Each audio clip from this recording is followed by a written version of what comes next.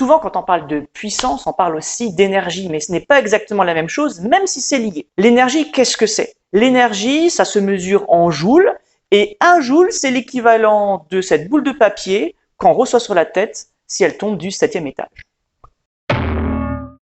Ça, c'était un joule.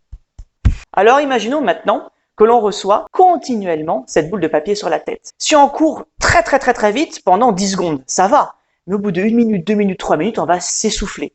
Pourquoi? Parce que dans le temps, on va encore et encore alimenter en énergie notre système. Eh bien, ça, c'est la puissance. La puissance est en fonction du temps. La puissance, c'est l'énergie divisée par le temps. Un petit peu comme une vitesse qui serait une distance en fonction d'un temps. Eh bien là, c'est une énergie en fonction d'un temps. La puissance se mesure donc en watts. Un watt, c'est 1 joule par seconde.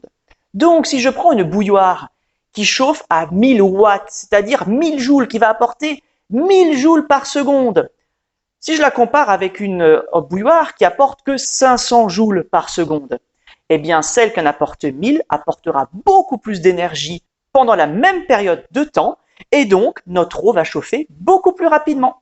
L'énergie, c'est rien d'autre que la puissance multipliée par le temps.